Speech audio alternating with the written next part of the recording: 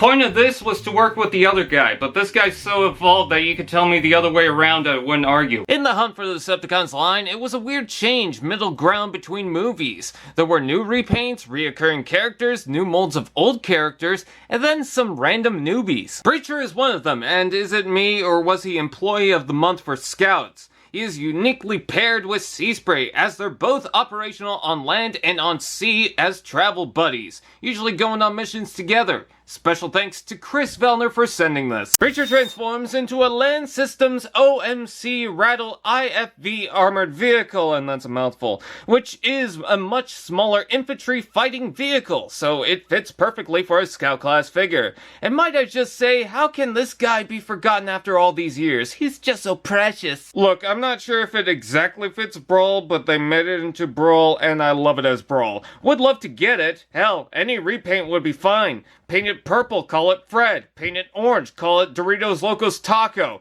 I certainly don't mind either way. Money is not an issue here. There's so little exposed kibble here with a solid blue shell and respectable details sculpted in. Rivets, storage compartments, heavy-duty doors, even the open window gaps don't show much. Its most obnoxious thing is the white joints, but that's hardly a crime. I mean, if that drives you nuts, every jet transformer. Oh, and we've only scratched the surface. The number and Autobot symbols are printed nicely. There's painted taillights, even on the turret that can move all around or up and down. Silver painted vents, headlights, and windows included. Now, some people compare this to the Universe Onslaught as if they just shrunk down the transformation, seeing as how certain things are in similar places, but that is underselling it and taking credit away from the advanced effort to get to this. The way the front comes together has so much, yet it feels so smooth in execution. Here's a little history lesson. At the tail end of the Revenge of the Fallen line through to the Dark of the Moon toys, figures would sometimes include weapons that were attached with clips. This was compatible with the step bars and the turret itself attached with the system.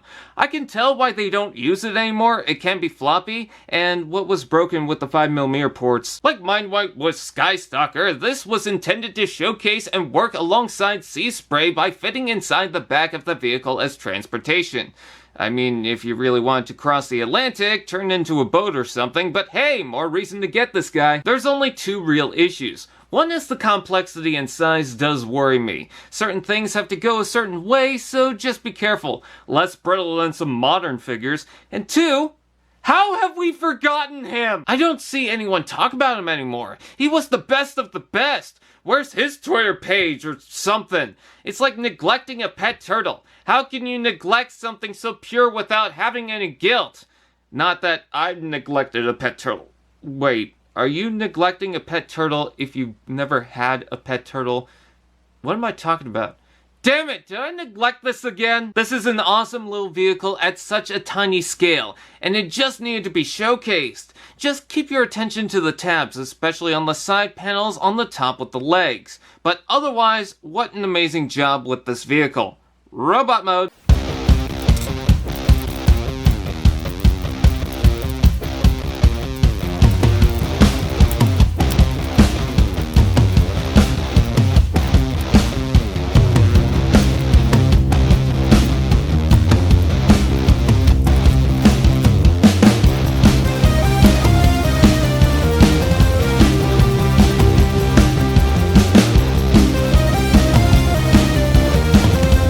I certainly like the style of Breacher fitting in with the movie line by being complicated and having a certain level of sculpted detail.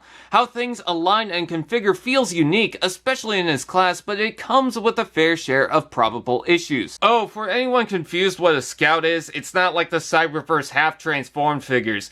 It's like the basic, Cyberverse Commander, Scout, Legends, Core class figures. Wow, just pick a name. He's got very small joints with long limbs, so if anything's loose, it can swing around. Plus, the ball joints in the feet can either help or ruin his stance. He's a tiny guy with a very complicated transformation. It's admirable, especially for a Scout, but that's also my root concern. Even as a kid, I would find the small joints, tabs, and panels swinging around very tricky to deal with. So with my adult hands, it's like fixing a watch with oven mitts on. But what a treat of engineering. I know people can compare this to the Universe Classics Onslaught, but this is another level entirely. Also, the hands get in the way of the side panels trying to rotate. I love how much they worked into the head. They didn't skip a beat even with the paint work. White on the face, red crest, and green for the eyes. There's even the Prime-style ears and what seems to be a rugged beard on the border of the chin. More work than needed for a random nobody figure. Did someone say, articulation?